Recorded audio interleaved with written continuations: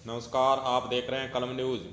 हनुमानगढ़ जिले के Sangaria axis bank में हुई थी 1,13,00,000 रुपए की बैंक लूट और पुलिस थाना संगरिया में 18 सितंबर को दर्ज हुआ था मुकदमा।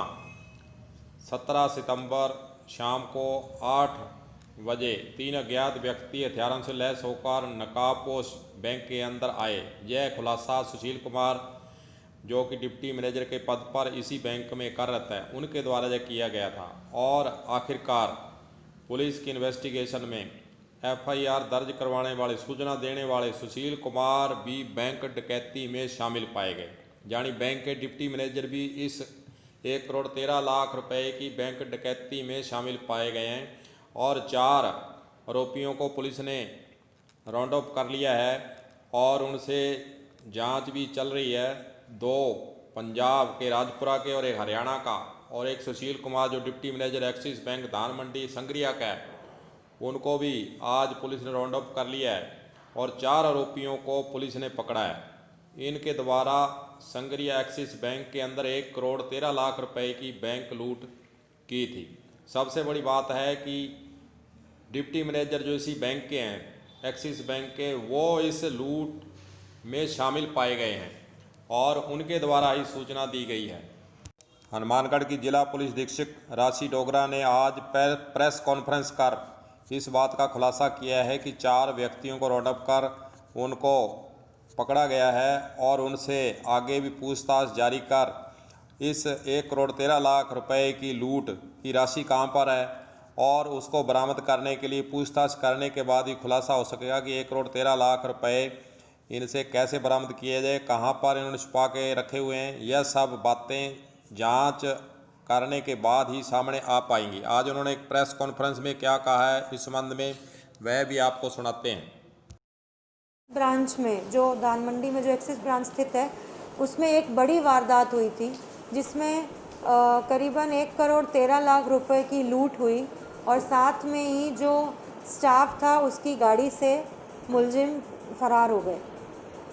जो प्रथम दृष्टया जो वहाँ के आसपास के सीसीटीवी फुटेज थे और आप स्टाफ से बात करके पता चला कि 3 व्यक्ति थे जो मास्क पहने हुए थे और अलग अलग तरह, कोई पगड़ी लगाया हुआ था, किसी ने टोपी पहनी हुई थी, और वो करीबन 8 बजे बैंक में घुसे और 15 मिनट के अंदर वो लूट कारित करके चले गए।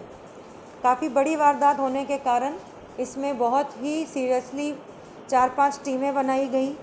फील्ड टीम, टेक्निकल टीम, पूछताछ टीम, इसमें सीओ साहब, एडिशनल साहब, सीओ SC/ST और साइबर टीम और SHO के नेतृत्व में DST टीम को भी लगाया गया और डिप्टी SP नारायण सिंह, और इन सब ने मिल के करीबन 30 लोगों की टीम हमने बनाई जिन्होंने CCTV फुटेज खंगाले, आम शोहरत, बैंक कर्मचारी जो थे उनकी भी आम शोहरत का पता लगाया, आसपास के इलाके के जो मुलजिम हैं, चालानशुदा, जो इस तरह की वारदात कारित करते हैं, उनका भी पता लगाया। और आज 1 महीने की मेहनत, सबकी मेहनत का ये नतीजा है कि हमने ये वारदात खोल दी है।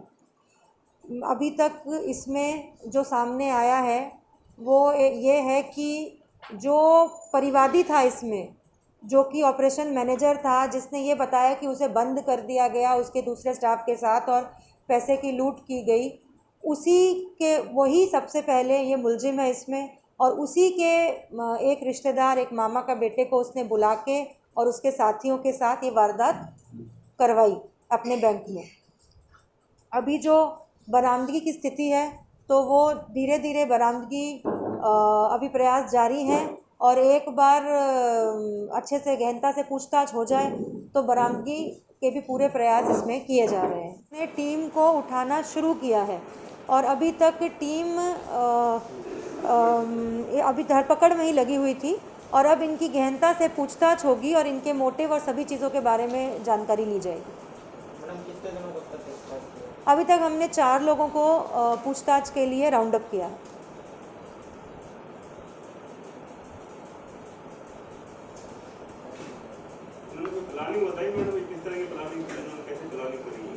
देखिए, जो अभी मुख्य आरोपी है, जो ब्रांच का मैनेजर है, उससे जितनी पूछताछ हो पाई है तो अभी वो पूरी तरह से खुल के कोई बात बता नहीं रहा है। जब बाकी अभी जो बाकी मुलजिम को भी इनको आमने सामने करेंगे और फिर सच्चाई बाहर निकल के आएगी कि किस मुलजिम का क्या रोल था।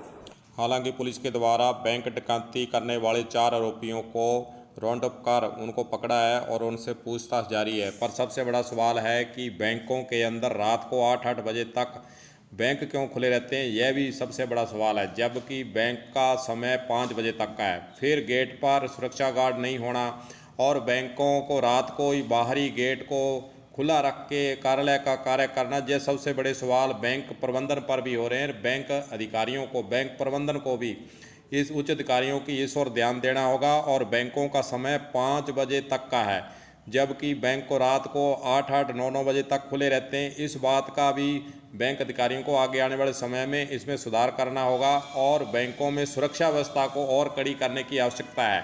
सुरक्षा गार्ड कई बैंकों के अंदर एटीएम के बाहर नहीं है। इस ओर बैंक प्रबंधन को ध्यान देना होगा ताकि ऐसी घटनाएं बैंकों के अंदर जो लूट की वारदातें हो रही हैं, ऐसी घटनाएं नहीं घटें। इसके लिए ज़रूरी है कि बैंकों की सुरक्षा बढ़ाई जाए।